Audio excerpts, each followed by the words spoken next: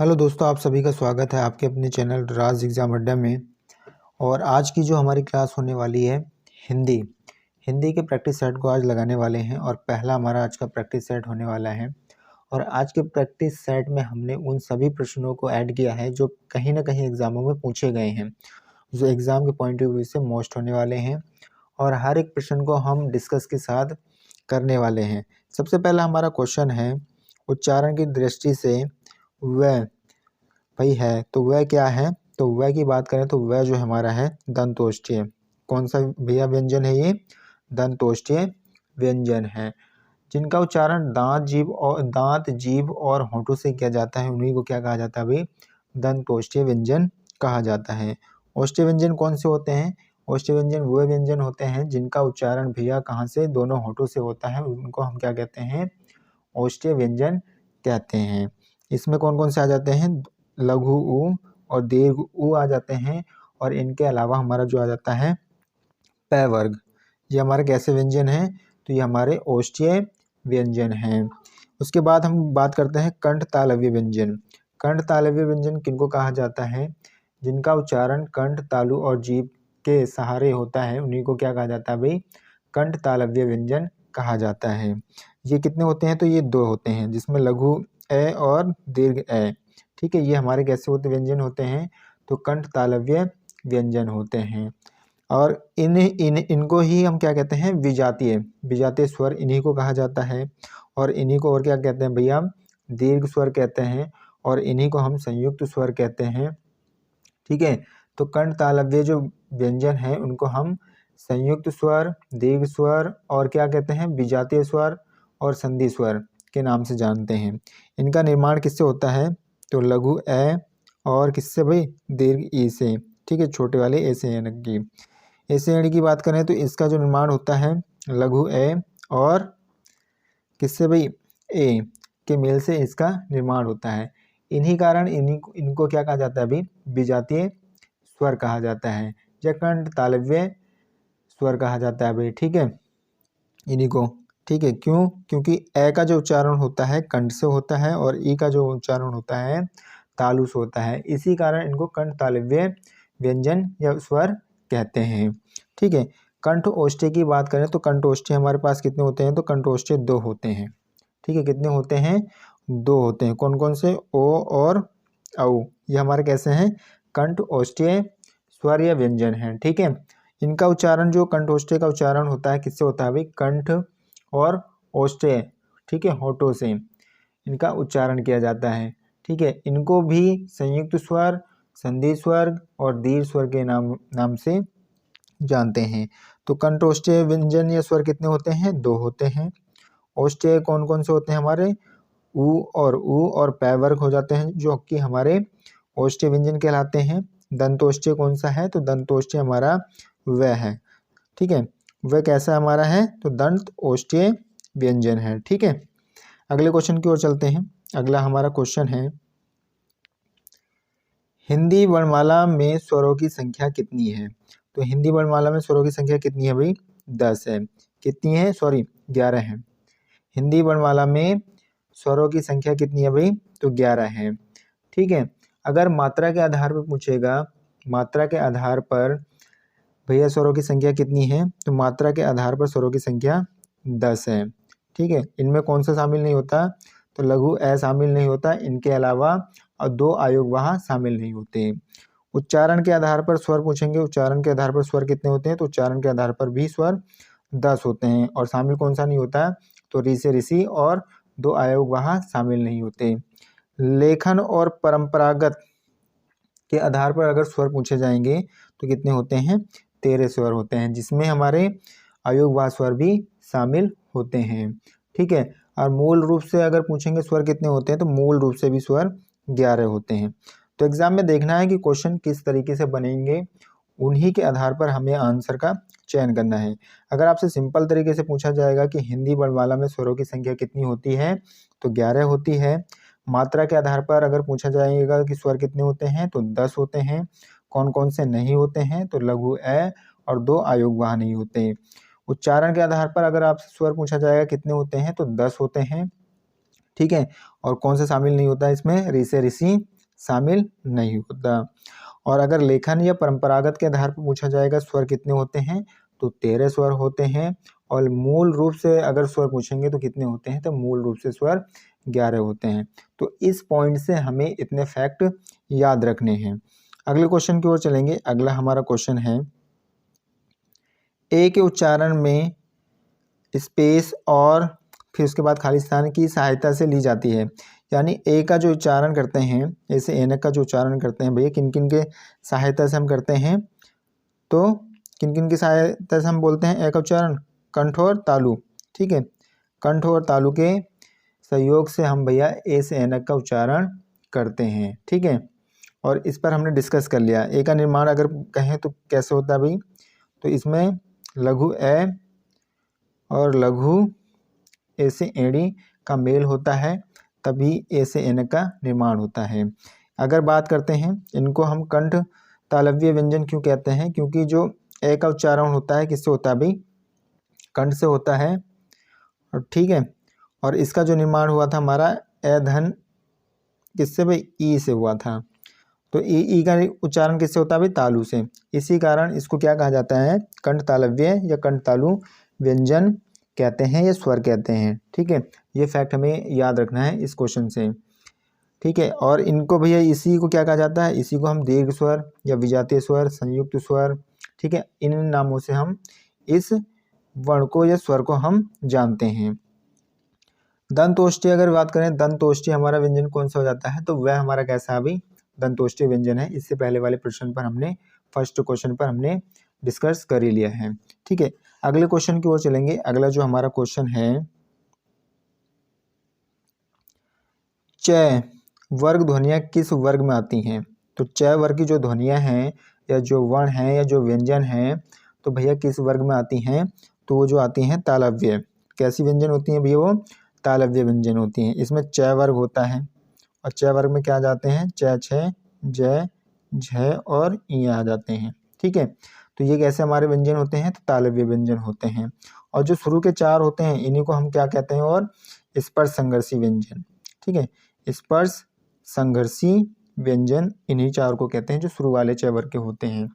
तो यहाँ से क्वेश्चन बना है, इसीलिए बता रहा हूँ। स्पर्श संघर्षी व्यंजन पूछे गए थे कि निम्न में से दिए गए व्यंजनों में स्पर्श संघर्षी व्यंजन कौन सा है, तो ये भी हमें याद रखना है, ठीक है। 6 वर्ग हमारा कैसा है, तो तालव्य व्यंजन है। और ये जो क्वेश्चन बना है यूपीएससी 2017 में ये क्वेश्चन बना है भाई। अगले क्वेश्चन की ओर चलेंगे। अगला हमारा क्वेश्चन है, वर्णमाला का कौन सा अक्षर पुल्लिंग नहीं है, तो भैया कौन सा अक्षर वर्णमाला का जो है पुल्लिंग नहीं है, ठीक है। तो कौन सा है, दोनों हमारे ई, ये कैसे हैं भाई, ये स्त्रीलिंग है। कैसे हैं भाई, ये स्त्रीलिंग भैया वर्ण या अक्षर हैं, ठीक है। बात करते हैं स्त्रीलिंग में कौन कौन से और आ जाते हैं भाई, ऋषि, ऋषि भी हमारा कैसा है, स्त्रीलिंग है, ठीक है। और ई को और क्या कहा जाता है भाई, ई और ई को हम क्या कहते हैं, तालव्य स्वर। कैसा स्वर है भाई, ये तालव्य स्वर है। कौन कौन से भाई, दोनों ई हमारे कैसे हैं, तालव्य स्वर है। ऋ से ऋषि हमारा कैसा स्वर है, तो मूर्धन्य स्वर है। कैसा स्वर है भाई, मूर्धन्य स्वर या वर्ण है। ए की बात करें तो ए हमारा कैसा है, तो कंठीय स्वर है, ठीक है। और पै कैसा हमारा, ओष्ठ्य स्वर है, ठीक है। ओष्ठ्य व्यंजन या ओष्ठ्य व्यंजन हमारा क्या है, पै। और ए कैसा हमारा है, तो ए हमारा जो है कंठीय स्वर है। ए को और क्या कहा जाता है, तो ए को और जो कहते हैं भाई उदासीन वर्ण, ठीक है। ए को उदासीन वर्ण भी कहा जाता है, इसके साथ साथ शहीद वर्ण भी कहा जाता है और कोमल वर्ण, ठीक है। ए को अन्य किन किन नामों से पुकारा जाता है, उदासीन वर्ण, शहीद वर्ण और कोमल वर्ण के नाम से पुकारा जाता है, और कंठीय स्वर है भाई, ठीक है। जय की बात करें तो जय हमारा कैसा है, तो जय की बात करते हैं, जय हमारा तालव्य व्यंजन है। और आ की बात करें तो आ हमारा कैसा है, तो ये कंठीय स्वर है, ठीक है। तो इन पर हमने डिस्कस कर लिया है इस क्वेश्चन से, इतने ही फैक्ट बनने वाले हैं। तो निम्न में से भैया कौन सा पुल्लिंग नहीं है, तो ई हमारे कैसे हैं, ये स्त्रीलिंग है। बाकी सब कैसे हैं ये भाई, तो ये पुल्लिंग है बाकी सब। अगले क्वेश्चन की ओर चलेंगे। अगला हमारा क्वेश्चन है, जिन वर्णों का उच्चारण स्वतंत्र होता है उसे कहते हैं, उन्हें क्या कहते हैं भैया? जिन वर्णों का उच्चारण स्वतंत्र रूप से किया जाता है उनको क्या कहा जाता है? तो उनको स्वर कहा जाता है। क्या कहा जाता है भाई? स्वर कहा जाता है। व्यंजन किनको कहते हैं? व्यंजन भैया जो स्वरों की सहायता से बोले जाते हैं उनको ही क्या कहा जाता है? व्यंजन कहा जाता है। मूल रूप से व्यंजन कितने होते हैं? तो मूल रूप से व्यंजन जो होते हैं भाई कितने होते हैं? 33 होते हैं। 33 में भैया 33 किस तरीके से होते हैं? तो 25 में हमारे कौन से होते हैं? स्पर्श व्यंजन होते हैं। 4 इसमें हमारे कौन से होते हैं? अंतस्थ व्यंजन होते हैं, य रे ले वे। और 4 इसमें और कौन से होते हैं हमारे? ऊष्म व्यंजन या ऊष्म संघर्षी व्यंजन, जो कि तीनों से आ जाते हैं और है शामिल हो जाते हैं। तो इस तरीके से व्यंजनों का निर्माण होता है भाई। तो व्यंजन कितने होते हैं मूल रूप से? तो 33 होते हैं। और कैसे कैसे होते हैं उस पर हमने डिस्कस कर लिया है। अगले क्वेश्चन की ओर चलेंगे। अगला हमारा क्वेश्चन है भाई, ये वर्ण विच्छेद दे रखा है और इन वर्ण विच्छेद को मिलाकर भैया वर्ण कौन सा बनेगा या शब्द कौन सा बनेगा हमें ये बताना है। ये हलंत लगे हुए हैं भाई, ठीक है। तो कौन सा अक्षर बनेगा भाई इनसे मिलकर? तो द और ऐसे मिलकर क्या बन जाएगा हमारा? द बन जाएगा। और 6 से छतरी का भैया 6 से छतरी को तोड़ोगे तो किस में टूटेगा? कै धन किस में टूटता है भाई? स में टूटता है। तो उसमें ए और है, तो क्या बन जाएगा हमारा? दक्ष बन जाएगा, ठीक है।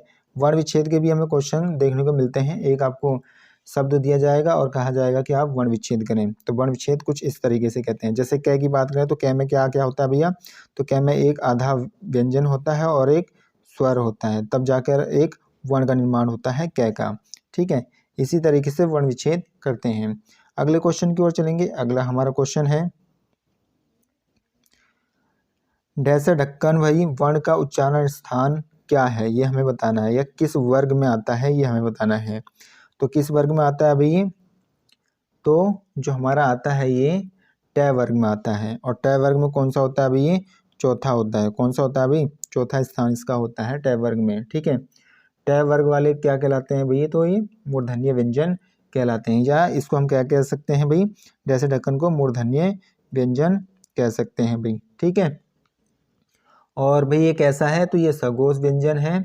और कैसा भी? महाप्राण व्यंजन भी है, ठीक है। ढ से ढक्कन हमारा कैसा भी? सगोश भी है और महाप्राण भी है। सगोश व्यंजन कौन से होते हैं? तो प्रत्येक वर्ण के भैया तीसरे चौथे पांचवें जो वर्ण होते हैं वो सगोश व्यंजन होते हैं। और महाप्राण व्यंजन कौन से होते हैं? प्रत्येक वर्ग का दूसरा और चौथा व्यंजन क्या क्या होता है हमारा? महाप्राण व्यंजन होता है। दूसरा चौथा और भाई तीसरा चौथा और पांचवा जो है ये हमारा कैसा व्यंजन है? तो सगोश है। और दूसरा चौथा हमारा कैसा व्यंजन है? महाप्राण व्यंजन है। अगले क्वेश्चन की ओर चलेंगे। अगला हमारा क्वेश्चन है लिपि चिन्हों के क्रमबद्ध समूह को क्या कहते हैं? तो लिपि चिन्हों के क्रमबद्ध समूह को क्या कहा जाता है? तो वर्णमाला कहा जाता है। क्या कहा जाता है? वर्णमाला कहा जाता है। या कह सकते हैं कि वर्णों के व्यवस्थित समूह को क्या कहते हैं भाई? वर्णमाला कहते हैं। तो वर्ण किनको कहा जाता है? वर्ण भैया भाषा की सबसे छोटी जो लिखित इकाई होती है उसी को क्या कहा जाता है? वर्ण कहा जाता है। उसी को क्या कहा जाता है भाई? वर्ण कहा जाता है। वर्णमाला किसे कहते हैं? वर्णों के व्यवस्थित समूह को वर्णमाला कहते हैं। या लिपि चिन्हों के क्रमबद्ध समूह को क्या कहते हैं भाई? तो वर्णमाला कहते हैं। अक्षर किनको कहा जाता है भाई? अक्षर की बात करें तो अक्षर भाई जो कहा जाता है भाषा की सबसे छोटी जो मौखिक इकाई होती है उसी को क्या कहा जाता है भाई?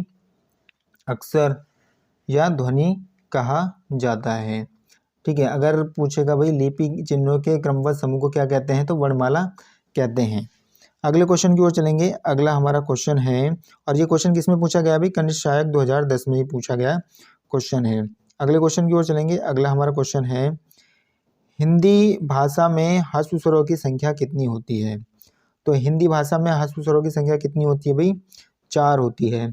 4 कौन कौन से हमारे पास होते हैं? लघु अ होता है, लघु ई होता है और लघु ऊ होता है और ऋषे ऋषि। ये 4 हमारे कैसे हैं? ह्रस्व स्वर हैं। और इन्हीं को ही क्या कहा जाता है भाई? इन्हीं को ही मूल स्वर कहा जाता है। एक मात्रिक स्वर और लघु स्वर इन्हीं को कहा जाता है, ठीक है। ह्रस्व स्वर की संख्या कितनी है? 4 है।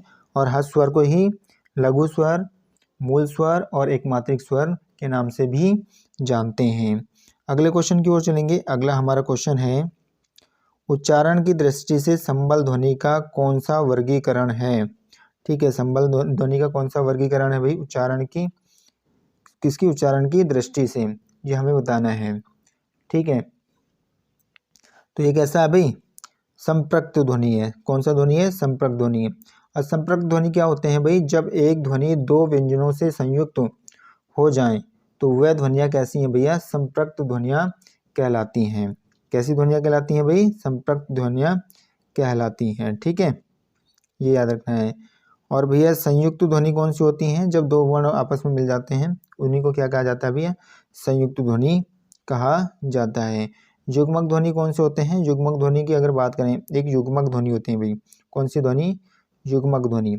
युग्मक ध्वनि किन्हें कहा जाता है, तो एक वर्ण का प्रयोग दो बार हो जाए तो पहले आधा फिर पूरा हो, उसी को क्या कहते हैं भैया, युग्मक ध्वनि कहते हैं। ठीक है, ये समझ में आ गई होगी आपकी बात भाई।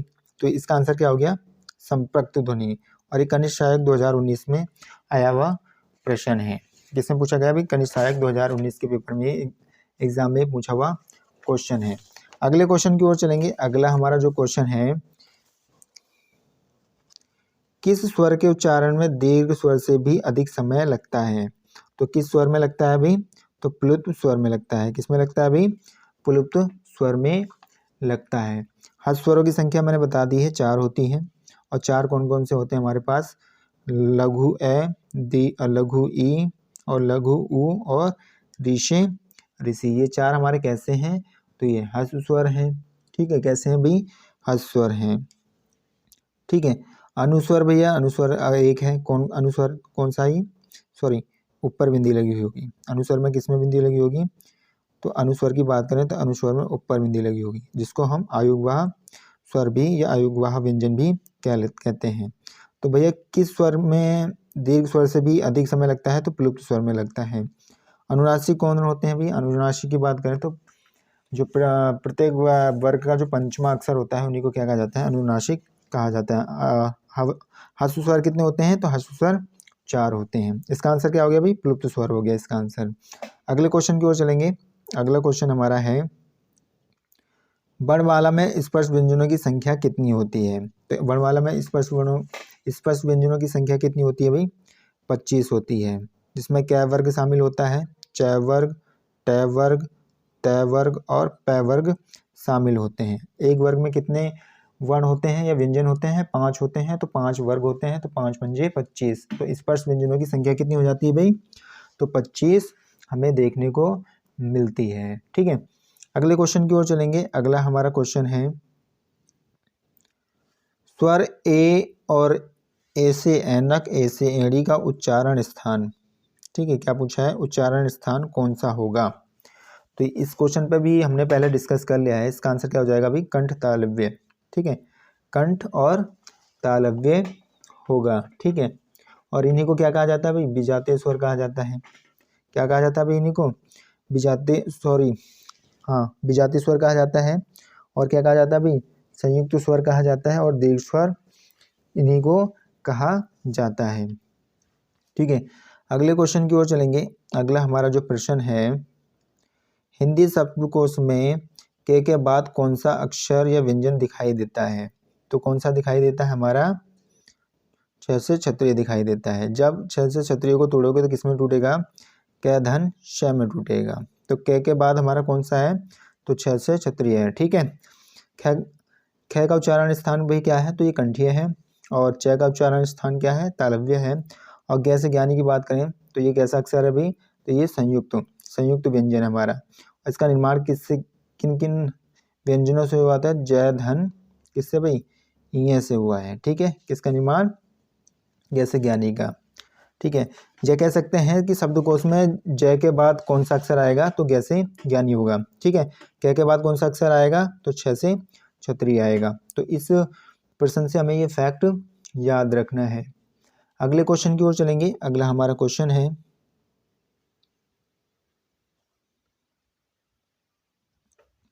भाषा की सार्थक और लघुत्तम इकाई किसे माना जाता है।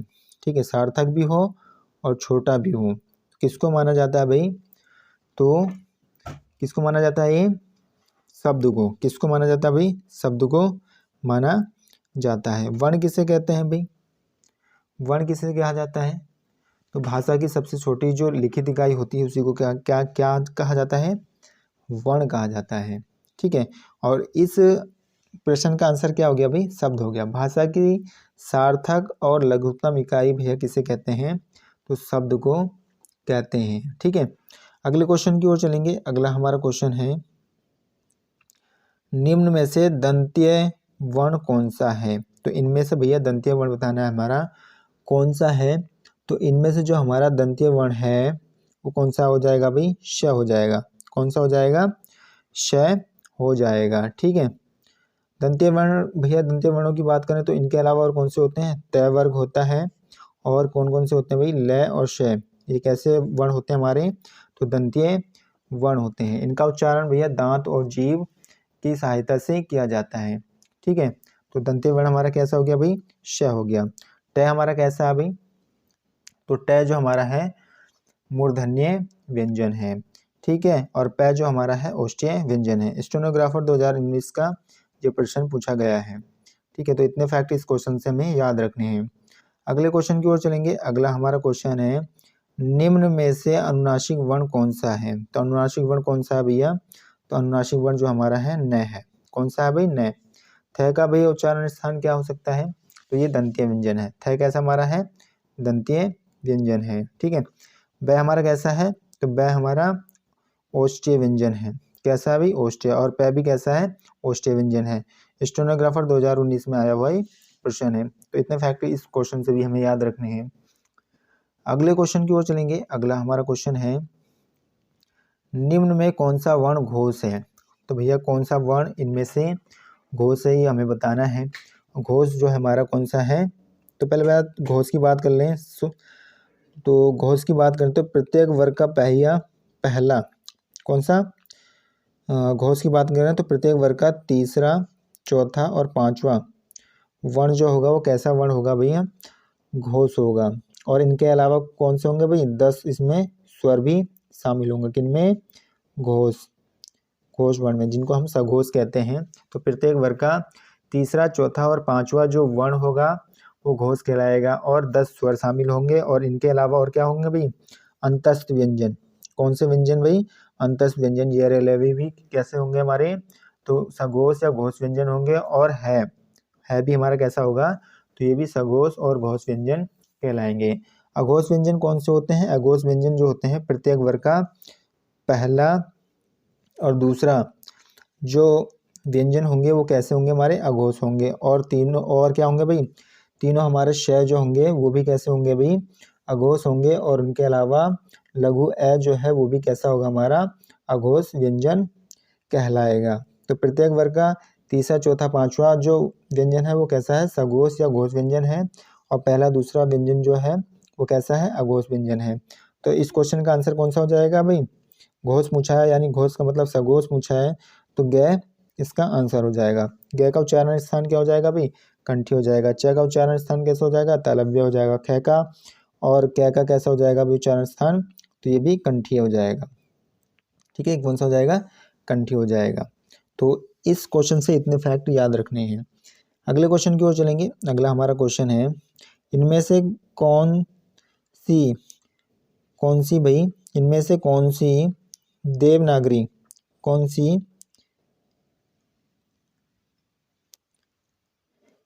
देवनागरी की वर्ण ध्वनि नहीं है? तो कंठीय ध्वनि है, दंतोष्ठीय ध्वनि है, मूर्धन्य ध्वनि है यानी मूर्धा ध्वनि भी है। लेकिन इनमें से कौन सा नहीं है? ग्रीवा। ठीक है, ग्रीवा ध्वनि नहीं है। ठीक है, और ये जो प्रश्न पूछा गया है मंडी परिषद परीक्षा 2019 के पूछे गए। आज जितने भी हमने क्वेश्चन इस सेट में करे हैं वो कहीं ना कहीं किसी ना किसी एग्जाम में पूछे गए हैं। आशा करूंगा आप सभी को आज की क्लास अच्छी लगी होगी। अगर आपको क्लास अच्छी लगी है तो लाइक, शेयर एंड सब्सक्राइब करना ना भूलें। Thank you.